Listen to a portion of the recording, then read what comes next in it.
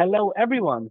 Today we have the absolute pleasure of being joined by Jim Apodaca, who is the president and founder of Apodaca Consulting. Jim, what an absolute pleasure. How are you doing today? Harris, it's a pleasure to be here, and thank you so much for the opportunity. I'm doing great. How are you? I'm doing very well, and I'm glad to hear that. And it's pleasure is all mine to have you on today. Thank you so much for the quick turnaround and really being able to join us. I do really appreciate it. So let's have an amazing conversation. But I think with any great conversation, starting from the beginning, where it all got started probably makes sense. So can you tell us a little bit about the early stages of your career, what that really looks like? How did you get into business? Is that something you were always passionate about, or did you get bit by the bug? And maybe if you can walk us through your journey of getting into the position you're in today. Absolutely. So I'll go back a few years, probably about 20 years, but I'll keep it brief.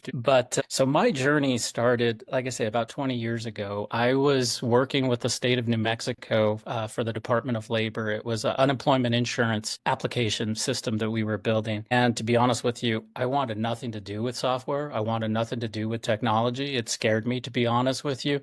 But because I had so much domain experience and knowledge in unemployment insurance, it was only natural that they wanted to leverage my brain to build a proper system. And so I was thrust into this project, kicking and screaming. Like I say, I didn't want anything to do with it, but I really took a liking to it. I found that it was fascinating that we were able to build these systems, and the way we went about building them really took a liking to technology and software development in particular.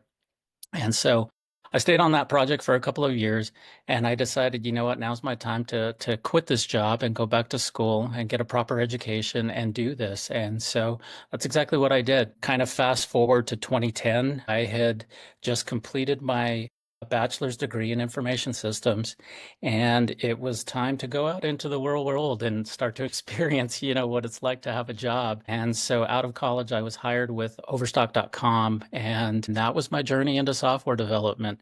Since then, I've been fortunate to work with Fortune 100 organizations as well as growth stage startups. And my focus currently with my consulting is really working with those businesses that are struggling to execute on strategy, to really understand what they're building and why they're building it. And because I've been, exposed to enterprise organizations as well as growth stage startups, we all struggle in the same common pain point, and that's really around business requirements, right? What are we building? Why are we building it?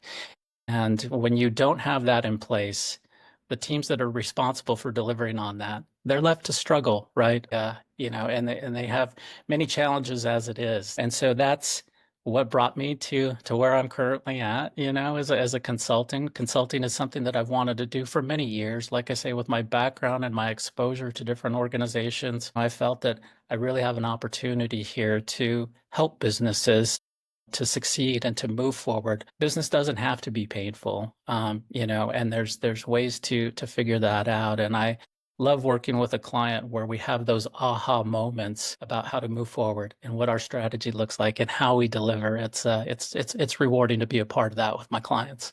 Amazing. Now, Jim, if you had to pick one part of your journey which you're perhaps really proud of, or perhaps a really difficult moment where it was painful, it was challenging, but you actually came out of that as a better entrepreneur, your mindset improved, and you actually leveled up. If you had to pick a moment on the timeline that was really challenging, what would you say? What comes to mind? Honestly, I would say the entrepreneurial journey has just been probably one of the most challenging things, if not the most challenging thing I've done, right? When you sign up to be an entrepreneur, or in my case, I work as an independent consultant, there's a lot of things that you sign up for that you don't realize you're signing up for, right? I have a passion for helping small businesses and enterprise organizations achieve their goals. And that's what I'm passionate about. And that's why I started my consultancy. But when I started my consultancy, I didn't realize that I was also going to have to be an accountant, that I was also going to have to be legal, marketing and sales and so on and so forth, right? All these things that you're signing up for when you become, an independent solopreneur or an independent consultant, right? There's all these things that you sign up for. And with that comes a lot of heartache, comes a lot of ups and downs. And I would be lying to you Harris, if I said that there hasn't been a time or two when I've cried on my wife's shoulder. It's been challenging, but I knew it was going to be challenging, when I set out on this journey. And, I'm a man of faith, and I believe that we're all put on this earth for a reason, and that's to live our very best life. And, my talents just so happen to be OKRs and Scrum and strategy, right? That's what I know. That's what I do. That's what I've been doing for the last 20 years. And I'm just trying to make a life out of it and provide for my family. That's really what I'm trying to do here. But it's been a tough journey. It really has. It's been challenging, but anything worth doing is going to be challenging, right?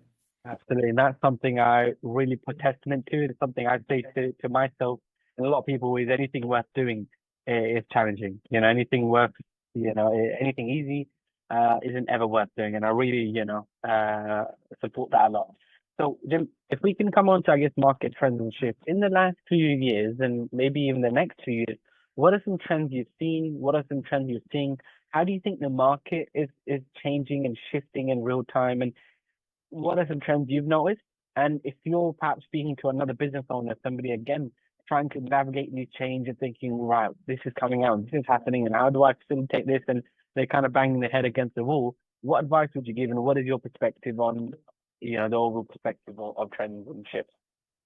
Absolutely. I mean, I think there's no doubt the biggest trend that I see right now, I think in the world sees, is AI, right? Yeah, It's amazing what is happening with AI these days. And within my industry, where I've really seen AI start to take place is in the software tools that we use, right? Tools to better develop objectives and key results, to better develop Scrum and so forth, right? I've seen a lot of integration into AI into the various tools. Where I use AI with my clients is really to help them get to market faster with objectives and key results. Because it is a strategy execution framework, it's challenging at times for individuals to think strategically, right? There was a Harvard Business Review study that I read where they basically said that as you get older in your career, as you advance in your career and you would advance to these senior levels, typically it's because you're a doer, right? You're used to delivering on projects, going out and doing things, right? Tackling the project. And so that's usually a series of steps that you need to do in order to achieve that, right? yep, Strategic thinking, on the other hand, that takes a step back, right? In terms of starting at the top, right? If you've ever done a funnel analysis, strategic really thinking starts at the top of that funnel, right? And you kind of work your way through that. And that's a very different mindset when it comes to, to how to execute on strategy. And so, with the way I use AI with my clients is it's been super beneficial to provide use cases that my clients can relate to, right? When you're able to present something to them that makes sense to them, it's easier for them to grasp that. And so, I've seen, AI just make leaps and bounds in getting my clients to market faster because of the way it interacts and the use cases that it helps create for my clients. So yeah, that's definitely been one of the biggest things that I've seen has just been, advancements of AI at this point. absolutely. And I think AI is a massive buzzword at the minute, but I think if we look at the trend before that, right, similar kind of hype, similar buzz, and now it's part of our everyday life. And that's social media, right? Online presence, social media, where maybe as a business owner, maybe 15, 20 years ago, you wouldn't really be that present online. People really wouldn't see you, hear from you. Whereas now, if you're not on LinkedIn, if you're not, for example, out there, giving your thoughts and feedback for people to really, understand, it's kind of like what's going on. So how important has social media been on your journey to, growing the business? Do you feel as though every business needs to have an element of social media, online presence, and being able to be seen? And what are some pitfalls that you perhaps noticed? And if you were to maybe speaking to other business owners, what kind of advice would you give them to avoid these kind of pitfalls when it comes to social media? I definitely think social media is something that, I mean, to be honest with you, I'm not a huge social media guy. I don't, I don't have a Facebook account. I don't have, outside of LinkedIn, you probably won't find me much on social media. And that's by design, right? I tune out a lot of stuff, to be honest with you. But in terms of the social media aspect for what I do and LinkedIn, I mean, it's tremendously important, right? You're out there establishing yourself as a thought leader in your space. You want to be recognized as that go-to person. And in order to do that, that does require consistent content. That requires consistency in terms of establishing yourself as that thought leader and building on the experiences that you've had with your client. Recently, I was fortunate to work with a nonprofit client, and the leaps and bounds that we had with this client, it was amazing. We had some really good wins in the short time that we worked together. And I'm working on some content around that in terms of, what was the problem that they were having, and really how did we solve that problem? I mean, we really solved it with some existing tools that they had, so it didn't require any, additional tool sets. But going back to the question, social media and content is tremendously important to, to what I'm doing here. And so my advice to others out there would be to embrace it as well, right? And to dedicate time to doing it. That's one of the biggest challenges that I have, is with so many other things, right? In addition to the accounting and the legal stuff and all that stuff that I have to do outside of the things that I enjoy, right? Content is another one of those things. So it's important to embrace it. And if you are struggling for time dedicating to content writing, there too, AI and ChatGPT is, it can make leaps and bounds for you. And not that you want to use ChatGPT as a copy and paste, right? You want to use it as a way to get your mind going, right? And to be able to help guide you on what it is that you're trying to communicate, And so and that's one area where I struggle sometimes, is with the writer's block, right? And ChatGPT has been tremendous in helping to kind of get those juices going, if that makes sense. Very amazing, Jim. Thanks for that. Now, what I want to hone in more on the business side of things, because I know business has grown and it's doing really well, but perhaps there's always some roadblocks and there's always new horizons and some goals. So, what does business look like, for example, now? What are some areas of the business that you're really proud of and they're going strength to strength? It could be anywhere from sales, marketing, operations, clients, the team, and perhaps what are some areas of the business that you're having some challenges and maybe some roadblocks that you're looking to overcome? And perhaps if somebody's in a similar position, they'd really value from the insight and, perhaps how you overcome them or how you may be even looking to overcome those challenges. Absolutely. I mean, some of the things that I'm really excited about are some training programs that I've been working on. Over the at the beginning of 2025, I was fortunate to work with a client that really turned me on to a different way of working with executive leadership. And the thing that we connected on was how his team learns and how his team wants to be trained. And because his team was so busy all the time, we came up with this program of training his team. And I call it OKRs in minutes. I also call it Scrum in minutes. I have two different programs. But essentially what it is it's enough training that allows people who need to learn this stuff, it gives them 80% of what they need to learn without overburdening them and without overwhelming them in terms of, what it is they're trying to learn. And by doing this, and by doing it with this most recent client, we were able to make better use of our time, right? So the way I do this training is I will provide my trainees with videos up front. These videos are anywhere from 8 to 10 minutes long. Like I say, they provide 80% of what we're going to be covering. And then so that way, when we actually meet for our workshop trainings, we're focusing on workshops. So we're putting the theory, the 8-minute theory, into action through our workshops. And it's been tremendous for learning in the teams that I've been working with. And so I'm really excited about, advancing that and rolling that program out even further, because it's been tremendous for my teams to learn and so forth. So that's one thing that I'm really excited about.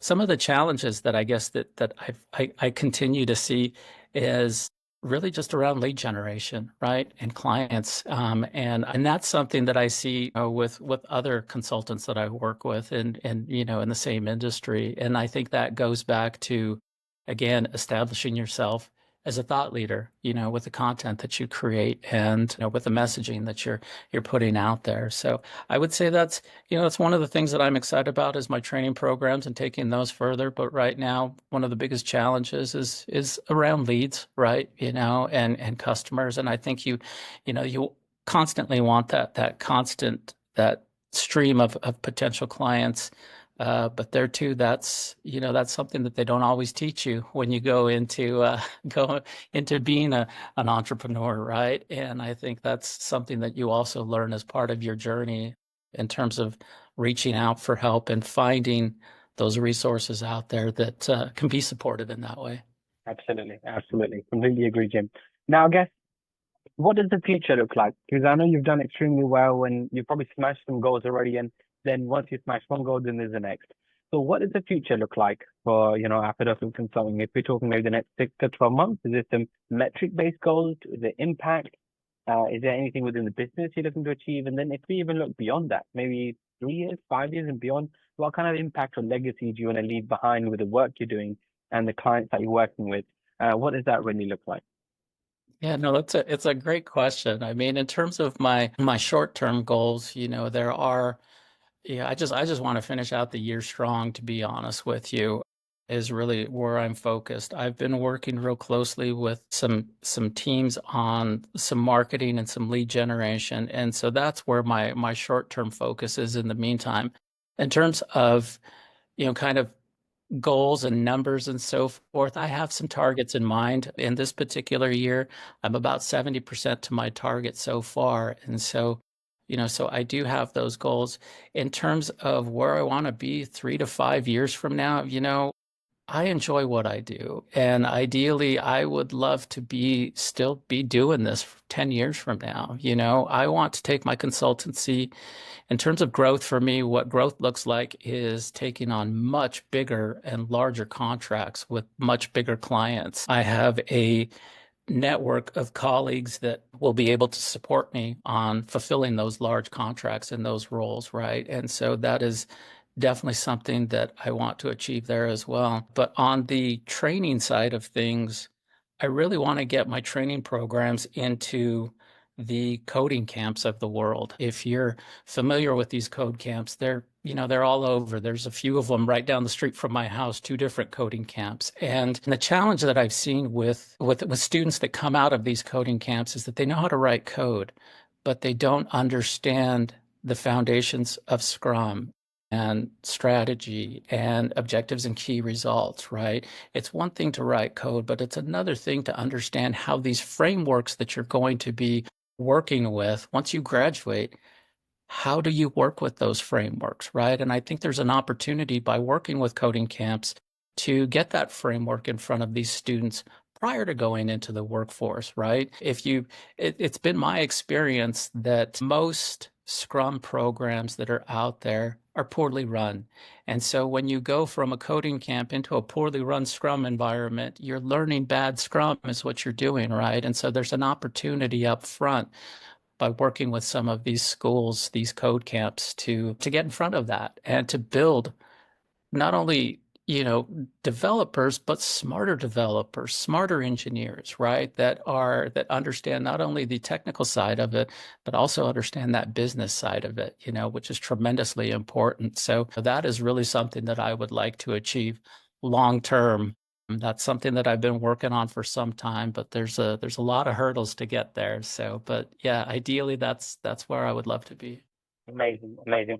And Jim, if I had to ask, what is the biggest piece of advice you've ever received from somebody? It could be a mentor, business partner, family member, team member, or perhaps the biggest lesson you've had to learn the hard way in your journey of entrepreneurship that you're really happy you learned because it changed the trajectory of your career, your business, and perhaps maybe somebody listening could take that in, right? And if it really hits home, it can change things for them. What would you really pinpoint and say to that? Yeah, that makes sense. And I guess you can look at that all the way from the bottom right to the very top. It could be starting out that first business, or it could be already being in business and perhaps things aren't working, right? And things stay the same, but you have a solution, you have something different, or there's a proposal on your desk and you're like, this could work out really well, or it couldn't. But then again, the only way you'll know is if you find out, right? You never know what's on the other side of things without actually taking that leap of faith. And normally what I say to people when I speak to business owners is that clarity actually comes from action. Clarity hardly ever comes from actually thinking about things and overthinking about things. You just get more confusion. Clarity actually comes from taking that first action. And when you take that first step, you'll find that the path slowly reveals itself and you kind of see the next checkpoint, right? Because life's not really ever a finish line. There's no real finish line. You're always improving. You're always growing. So there's always that next checkpoint. But you hit the nail on the head, Jim. So thank you very much for that. I do appreciate that. Absolute pleasure. Thank you so much for your time today. I've really enjoyed myself. An amazing conversation with so much value. So massive, massive thank you. Is there any closing comments you have to anybody listening? Perhaps anybody wanting to get in touch? Team members, family who are perhaps watching, any final comments you might have for anybody? Amazing. Well, Jim, thank you very, very much. And thanks to everyone who tuned in today. And we'll catch everyone next time. Bye-bye.